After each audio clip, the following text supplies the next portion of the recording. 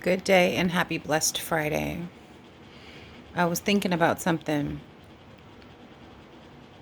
and it's kind of a series of things. So, today at work, I went in to check in on teachers and the little people. And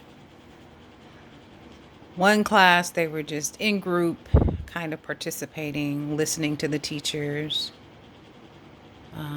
But this two classes actually. One class I went in and they were getting lined up to go outside and play. And as soon as I walked in the door, they just kind of like lit up. And so they were talking amongst each other and kind of cutting each other. And then one little boy walks up to me and he gives me a hug. And so I let him give me a hug and I just patted him and I said, "Thank you so much." And then another little boy comes behind him and hugs me. And I said, "Oh, that's so sweet. Thank you." And he says, "I love you." And I said, "Oh, thank you. That's so nice of you." Right. And then some other kids, like a couple of girls came up, they hugged me, and I did the same thing, patted them. And then I engaged in a conversation. I was like, did a fairy come and sprinkle you with dust to be just did it what did I say, did a fairy come in and kiss you all because you have glitter on your faces? And so they're like talking to me back and forth. And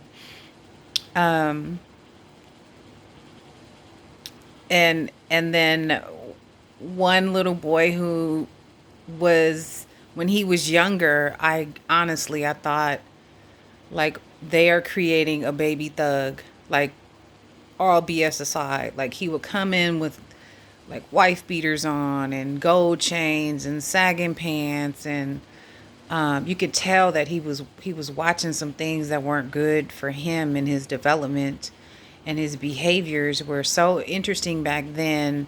And when he would take pictures, he would put up the middle finger like this, and I'd be like, "Oh my gosh, like, what are they exposing this baby to?" Well, he came back and he's older now, and total opposite, just the total opposite, just much more calmer, sweet. So I saw him in line and I said, "You don't remember me?" And he shook his head yes, and he smiled, and I was like, "Well, you want to give me a hug too?" And then he came over and he gave me a hug, and I just patted him. I said, "I'm so happy you're back, and it's so good to see you." And then I had to leave.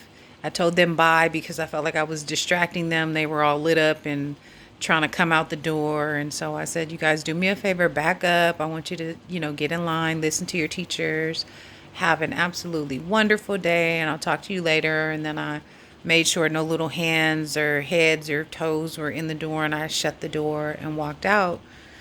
And it was just so sweet. Really just so sweet.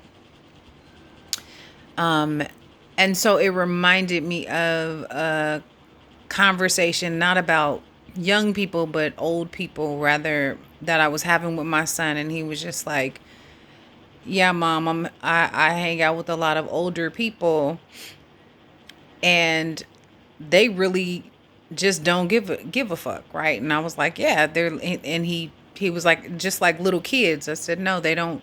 Little kids don't. They're super smart, and they don't have the ability to, like, really go there or process much, but they are probably the most genuine beings, genuine spirits, right?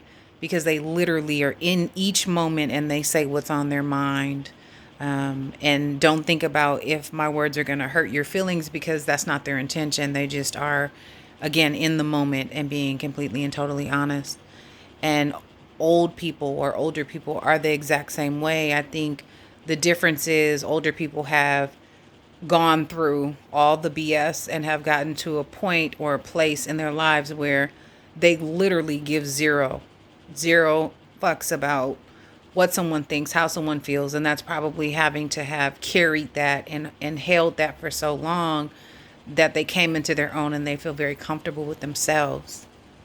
So you have the young people and you have the old people.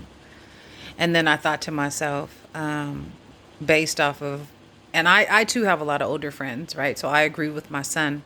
But today I was thinking, I was like, well, if you really want to know who someone is, if you really want a good read on who someone is, take them around some little people and take them around an older person, and you will get an honest read, a genuinely honest read. Because when a kid is not feeling your spirit, they don't mess with you. When something's off or something's going on with you, their spirit can read yours. An older person, same thing. So don't bring them around all these people, like all my friends and all my family. Bring them around some old people and bring them around some young people, and I bet you'll get the best read and understanding of someone if you're unaware and don't have that discernment.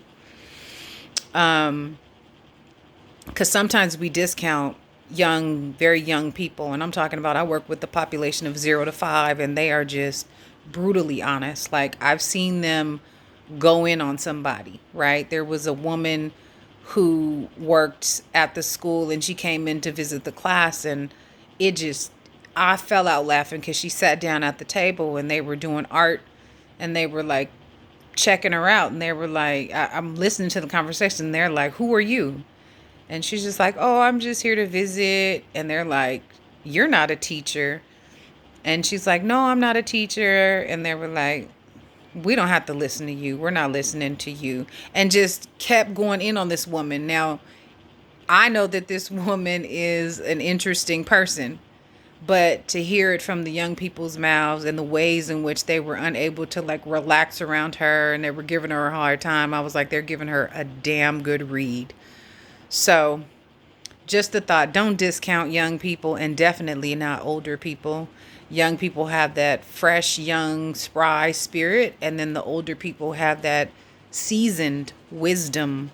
Not all, but you'd be surprised. So it was just a thought I had, and I wanted to share.